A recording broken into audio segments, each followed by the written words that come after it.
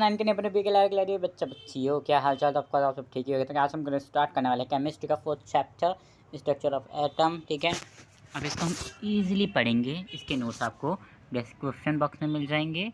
ठीक है, ये लास्ट चैप्टर है, चलो कोई बात नहीं, केमिस्ट्री से पीछे छूटे फिर इसकी पूरी हम वन शॉट भी लाने की कोशिश करूँगा मैं। ठीक है, चलो डिस्कवरी ऑफ देख लेते हैं। सबसे पहले discovery of electron, proton and neutron. देखो हमारे पास 3 सब एटॉमिक पार्टिकल है, हमें ये पता है। ठीक है, 3 सब एटॉमिक पार्टिकल क्या है? इलेक्ट्रॉन, प्रोटॉन और न्यूट्रॉन जो है वो हमारे सब एटॉमिक पार्टिकल हैं। ठीक है ना, हम सब एटॉमिक पार्टिकल कहते हैं। ठीक है, तो इसकी डिस्कवरी जे थॉमसन ने की थी। इलेक्ट्रॉन की डिस्कवरी, प्रोटॉन की किसने करी थी? गोल्डस्टाइन ने करी थी। न्यूट्रॉन की किसने करी थी? जेम्स ने करी थी। ठीक है, ये सब याद करने हैं आपको नाम। तो डिस्कवरी ऑफ इलेक्ट्रॉन से स्टार्ट करते हैं, जो कि हुई थी हमारी 1897 में। तो कब हुई थी? 1897 में। 1897 में हुई थी। ठीक है, इसमें क्या करा था ना, इसमें एक हमारे जे थॉमसन ने क्या करा, कैथोड रे एक्सपेरिमेंट करा। ठीक है, उन्होंने उसके लिए क्या करा, एक डिस्चार्ज ट्यूब ली। बहुत फेमस ये टाइम पे, कोई भी एक्सपेरिमेंट करना होता था ट्यूब लो कर डालो। ठीक है, डिस्चार्ज ट्यूब ली और उसमें क्या करा, एक तरफ कैथोड, वो क्या कहते हैं, एक तरफ नेगेटिव और एक तरफ पॉजिटिव से जोड़ डाला उसको, वायर्स जोड़ डाली उसकी पॉजिटिव और नेगेटिव से। ठीक है, और एक वैक्यूम पंप ले लिया जिसमें कि एयर का जो कर दिया ना, एयर का क्या कर दिया, लो प्रेशर कर दिया, प्रेशर लो प्रेशर कर दिया, और हाई वोल्टेज था। ठीक है, हाई वोल्टेज था। ठीक है, डिस्चार्ज ट्यूब के अंदर है। तो फिर क्या करा उन्होंने, इधर जिंक सल्फाइड की वो कर दिया, कहता है कोटिंग, जिससे कोई भी आया तो उन्हें पता चल जाए कि ग्रीन ग्लो हो। ठीक है, तो कैथोड से एक नेगेटिव कुछ निकले पार्टिकल्स, दिखे नहीं इसमें तो मैं दिखा रहा हूँ आपको निकल रहे हैं, पर उसमें दिखे नहीं क्योंकि वो इनविजिबल थे। ठीक है, कैथोड से निकले तो जिंक पर पड़े और ये ग्रीन ग्लो आया। ठीक है,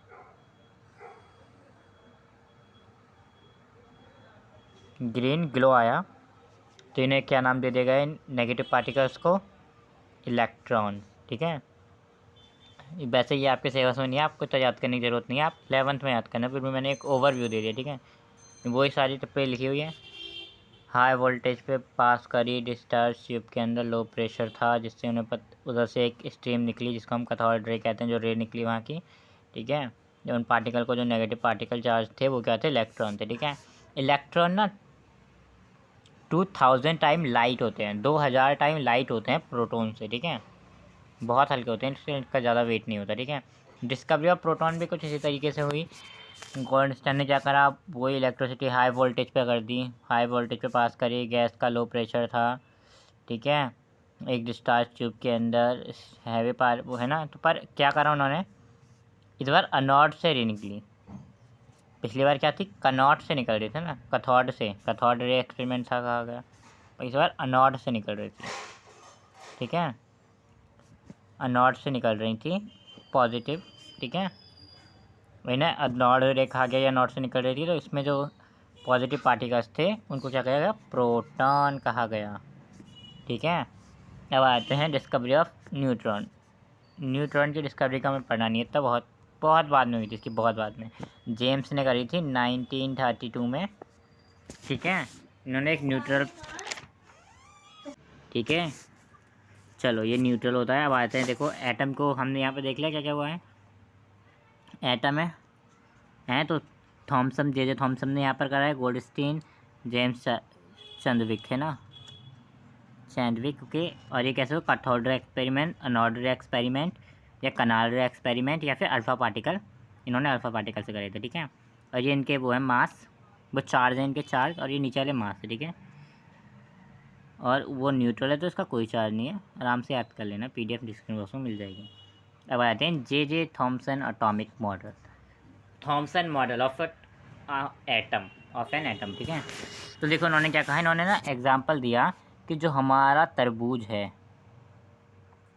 उसी की तरह पॉजिटिव स्फीयर जो है पूरे में, जो लाल लाल है वो पूरा पॉजिटिव स्फीयर पूरे में फैला हुआ है, और जो नेगेटिव स्फीयर है मतलब कि प्रोटॉन पूरे में फैले हुए हैं, प्रोटॉन पूरे हैं, ठीक है, पूरे में प्रोटॉन हैं और उसमें क्या है, इलेक्ट्रॉन एम्बेडेड है। एम्बेडेड मतलब धसे हुए हैं, जैसे यहाँ पे सीट्स धसी हुई हैं ना, जिसमें से ये सीट्स धसी हुई हैं, वैसे ही हमारे इलेक्ट्रॉन भी धसे हुए हैं। इन्होंने ये कहा जे थॉम्सन, ठीक है ना, ये जो है ऐसे धसी हुई हैं और पूरे में पॉजिटिव स्फीयर है, ये धसे पड़े हैं, ठीक है, नेगेटिव स्फीयर में, ठीक है, ये कहा था उन्होंने। पर ये गलत हुआ बाद में भी समझेंगे ड्रॉबैक भी इनकी।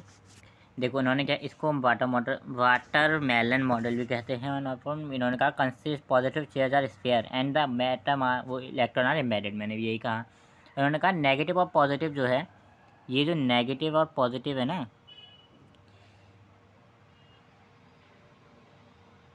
तो ये पूरे देखो, ये भी 6, ये भी 6 और ये भी 6, पूरे मतलब कि इक्वल है मैग्नीट्यूड में, माइनस भी इक्वल है प्लस भी इक्वल है, इसलिए मैग्नीट्यूड में इक्वल है। और ये क्या बनाते हैं, न्यूट्रल एटम बनाते हैं, होल क्या करते हैं, होल को न्यूट्रल कर देते हैं, ठीक है।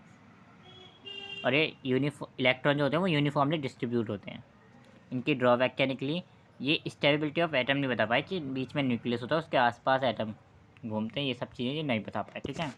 फिर आए हमारे रदरफोर्ड मॉडल ऑफ एटम। इन्हें क्या, इनकी ना अलग ही चुल मची थी इनको, ठीक है। इन्हें क्या चाहिए था, इन्हें एक वेरी थिन फॉइल चाहिए थी, ठीक है, इतनी थिन फॉइल, इतनी बहुत ज़्यादा थिन फॉइल चाहिए थी। तो इन्होंने क्या कहा, इन्होंने गोल्ड फॉइल ली। गोल्ड फॉइल बहुत थिन फॉइल होती थी, 100 एटम थिक थी, ठीक है। इन्होंने फिर क्या करे, अल्फ़ा पार्टिकल लिए।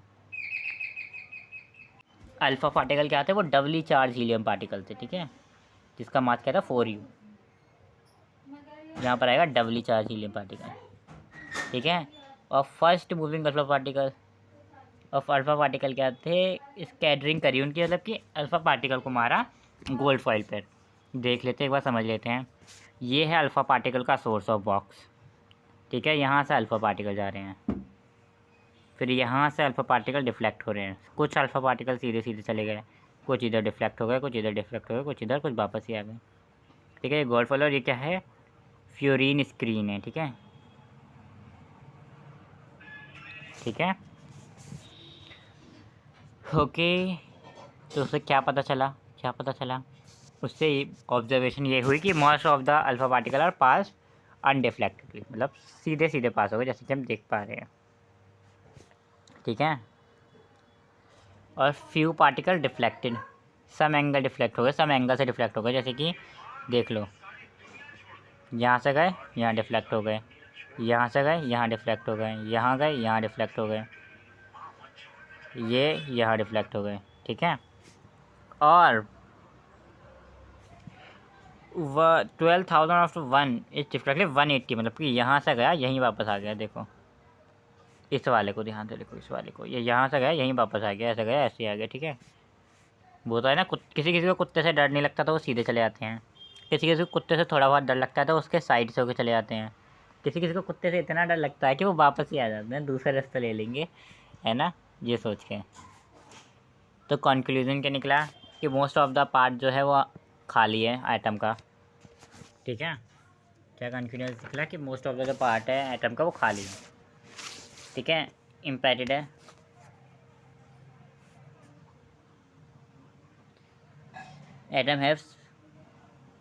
एटम के पास सम चार्ज है, एटम के बीच में सम पॉजिटिव चार्ज है,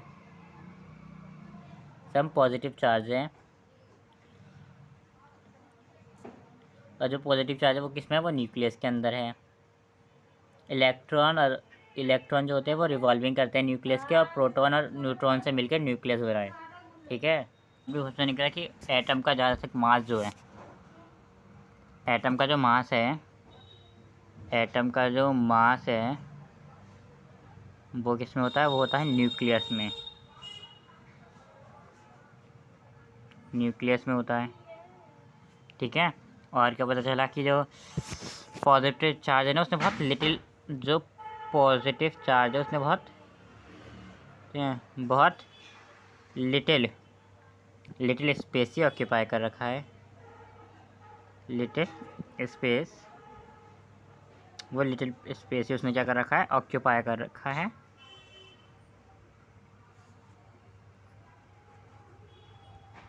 ऑक्यूपाइज कर रखा है, ठीक है। ये सब उनकी कंक्लूजन में था, ठीक है।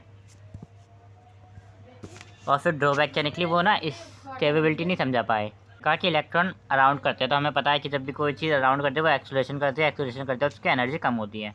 तो अगर इलेक्ट्रॉन अराउंड करेंगे उनकी एनर्जी लूज़ होती जाएगी, वो नीचे आते जाएंगे, आते आते आते आते आते आते आते आते आते एटम के अंदर गिर जाएंगे और एटम डिस्ट्रॉय हो जाएगा, है ना। समझ गए। वो स्टेबिलिटी ऑफ एटम नहीं समझा पाए, ठीक है। बॉर्न मॉडल ऑफ एटम क्या था, उन्होंने क्या कहा कि जो हमारे वो होते हैं, क्या कहते हैं, हमारे न्यूट्रॉन वो इलेक्ट्रॉन होते हैं। बाद में इसका भी गलत निकला तो वो अलग बात है। जो हमारे इलेक्ट्रॉन होते हैं वो एक फिक्स ऑर्बिट में ही फॉर्म करते हैं। ये वो यहाँ से चलते हैं और वापस इसी में घूमते रहते हैं, जिससे वो एक्सेलरेशन, वो अपनी एनर्जी लूज़ नहीं करते। एक डिस्क्रीट ऑर्बिट में होते हैं जिससे ये अपनी एनर्जी रेडिएट नहीं करते, ठीक है। देखो ये रहा first orbit, second orbit, third orbit, ठीक है। ये फिक्स ऑर्बिट में होता है जिसमें ये अपनी एनर्जी लूज़ नहीं करते, बीच में न्यूक्लियस होता है। ये बॉर्न ने कहा था कि ठीक है, जिसमें अपनी एनर्जी लूज़ नहीं करते, ठीक है। और उन्होंने क्या ऑब्जर्व करा, इलेक्ट्रॉनिक फिक्स रेस में होते हैं, क्या कहते हैं, शुरू में दो ही आएंगे फर्स्ट में। और ठीक है, सेल में कैसे डिवाइड करा ये भी हमें समझा दिया गया बॉर्न एटॉमिक रूल के द्वारा, कि हम सेल को मतलब कि कैसे वो कर सकते हैं, डिवाइड कर सकते हैं उसके हिसाब से, distribution of electron in various cells, ठीक है। तो उन्होंने कैसे बताया कि भैया एक फार्मूला दिया उन्होंने हमें, 2n का स्क्वायर, n मतलब सेल का नंबर जो भी है 1 2 3, के वो NMKLMN होता है ना, तो 1 2 3 भी कहते हैं उसके, ठीक है। जैसे 2 × 1 का स्क्वायर करो तो हो जाएगा 2 हो जाएगा, तो पहले में कितने आ सकते हैं, पहले में सिर्फ 2 आ सकते हैं, ठीक है। यहाँ पर देखो करके भी दिखा रखा है, यहाँ पर करके भी दिखा रखा है, ये देखो, ठीक है। और आउटर मोस्ट सेल में सिर्फ 80 इलेक्ट्रॉन आ सकते हैं। वैसे कितने भी इसमें कैपेसिटी दिखाई हो, पर आज सिर्फ 80 इलेक्ट्रॉन सकते हैं, उससे ज़्यादा नहीं आ सकते, ठीक है। यही सभी बताया है, ये इसका फार्मूला। और शुरू में सिर्फ 2 ही आ सकते हैं, इसकी शुरू की कैपेसिटी 2 ही है, ठीक है। और ये देखो ये रहे के सेल में, एल सेल में, एम सेल में, ये फिल कैसे करने हैं उसके लिए आपको बस एटॉमिक नंबर याद होना चाहिए। मान लो आपको एटॉमिक नंबर 2 है तो ये पहले में भर जाएगा, के सेल में 2, ठीक है। एटॉमिक नंबर 3 है तो क्या करेंगे, दो तो हम के सेल में डाल देंगे और एक किस में डाल देंगे, एल सेल में। 4 है तो 2 हम के सेल में डाल देंगे और 2 किस में डाल देंगे, तो एल सेल में डाल देंगे, ये रहा। और 5 है तो 5 है तो क्या, 2 इसमें डाल देंगे, 4 वो 3 इसमें डाल देंगे, ठीक है। और अगर 6 है तो 2 इसमें डाल देंगे, 4 इसमें डाल देंगे, ठीक है। ठीक है, एटॉमिक नंबर याद चाहिए, लाइन बारी से अपना आप फिल कर सकते हैं हम, ठीक है। तो कहते हैं वैलेंसी एक टॉपिक होता है। वैलेंसी क्या होती है, outer most of the electron is called valency, ठीक है। यही है, वो जो लास्ट का आउटर मोस्ट सेल होता है ना, उसको हम क्या कहते हैं, वैलेंसी कहते हैं, वैलेंस इलेक्ट्रॉन भी कहते हैं। सेल इसको समझते हैं मेरे को ज़रा, ये एक मान लो बीच में क्या है, न्यूक्लियस है, इसके अराउंड ये एक सेल है और ये एक सेल है, इसमें 2 है पर इसमें 3 है, तो इसमें पूरा 8 होने चाहिए थे, 3 है तो 8 को देना लूज़ करना आसान है, वो 3 को लूज़ करना आसान है, या 5 को गेन करना आसान है। ऑफकोर्स लूज़ करना, तो जो 3 इलेक्ट्रॉन को ये लूज़ करेगा उसको क्या कहेंगे, वैलेंसी कहेंगे, ठीक है। और इसको हम वैलेंसी सेल भी कहते हैं, ठीक है। पास वाले में क्या कहते हैं, लो एनर्जी होती है और लास्ट वाले में हाई एनर्जी होती है। जितना वो न्यूक्लियस से दूर जाता है उतना हाई एनर्जी होती है। ये देखो दिखा रखा है, अगर लास्ट में अब इसका 6 है तो 2 बांटोगे तो लास्ट में 4 बचे, तो 4 क्या होगा, वो वैलेंसी इलेक्ट्रॉन होंगे। Atomic number and mass number पर, एटॉमिक नंबर को हम Z से रिप्रेजेंट करते हैं, वो नंबर ऑफ़ प्रोटॉन होते हैं कि कितने सारे प्रोटॉन हैं। और मास नंबर को हम किससे रिप्रेजेंट करते हैं, A से रिप्रेजेंट करते हैं। हम पता है मुझे थोड़ा उल्टा उल्टा है ना, तो यही है जो भी है। ठीक है। तो ये क्या होता है, देखो mass number equal to number of proton और नंबर ऑफ न्यूट्रॉन। ए मतलब mass number equal to number of proton plus number of neutron. इन सबको प्लस करके तुम्हें एक गिवन है, मान लो कि मास नंबर गिवन है, प्रोटॉन गिवन है, तो तुम न्यूट्रॉन निकाल सकते हो। ठीक है, क्योंकि ये यहाँ पर डिवाइड है ना, यहाँ पे ले जाओगे। और अगर तुम्हें ये गिवन है तो तुम ये निकाल सकते हो, ये गिवन है तो ये निकाल सकते हो, ऐसा करके निकालने के लिए। ठीक है, ये फार्मूला ये दे रखा है, देखो। E is the symbol of electron, E symbol of electron है। अच्छे से पढ़ लेना इन नोट्स को एक बार। ई क्या है, ई मान लो ये एक नंबर ऑफ प्रोटॉन है, ऊपर क्या आ रहा है 12, नीचे क्या आ रहा है 13। ठीक है, तो ऊपर वाला क्या होगा, ऊपर वाला ए होगा, ए मतलब मास नंबर, ये होगा मास नंबर, ये होगा एटॉमिक नंबर, है ना। जेड क्या होगा, एटॉमिक नंबर। और इसको हम कैसे, और ये क्या होता है नंबर ऑफ प्रोटॉन, मतलब कि 13 प्रोटॉन है। अब आते हैं आइसोटोप्स पे। आइसोटोप्स क्या है, atom of a same elements have a same atomic number पर डिफरेंट मास नंबर।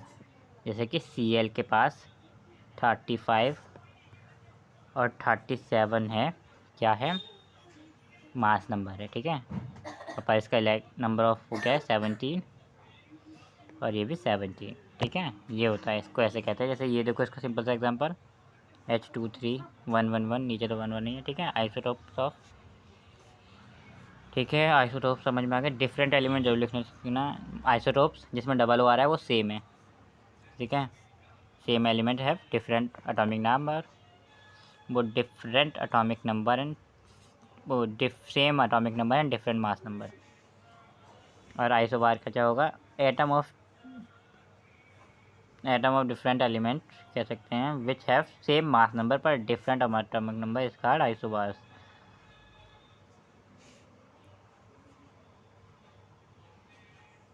इसमें सेम एटॉमिक नंबर है, डिफरेंट मास नंबर है, इसमें सेम मास नंबर है, डिफरेंट एटॉमिक नंबर है। ठीक है, और ये इसके एग्जांपल आर्गन एंड कैल्शियम। ठीक है, इसी के साथ पर ख़त्म होता है। Thank you, link description box में है।